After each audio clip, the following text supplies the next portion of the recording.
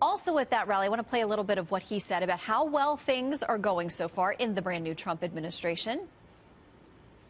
I hear your demands, I hear your voices, and I promise you I will deliver. I promise that. And by the way, you've seen what we've accomplished in a very short period of time.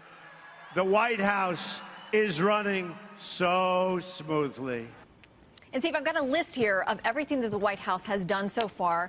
I mean, executive orders with relation to regulations, to trying to save jobs. I mean, there are a lot of things that he's done. There are limits on what the president can do, but it seems like he's maxing out so far on what he can do until the point he's got to get Congress involved with some of these bigger things like Obamacare and others.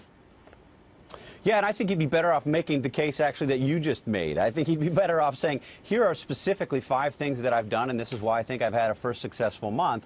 Instead, what he says is the White House is running very smoothly. Well, anybody with a second grade, my second grader could look at what's happened and understand that the White House has not been running smoothly. So President Trump goes out and makes claims that just are demonstrably untrue. He's much better off to say, I've appointed people like General James Mattis, who, as Secretary of Defense, who will represent the United States well and help keep us safe. I have appointed Neil Gorsuch as a Supreme Court justice who has received bipartisan praise and has been a staunch defender of freedom of the press. I mean, there are ways that President Trump can talk about the things that he's done and the things that he's trying to accomplish that don't mean he has to go out and say something that I think is likely to get the kind of response that it's gotten. Well, it gets a lot of response from the left and the right and everyone in between.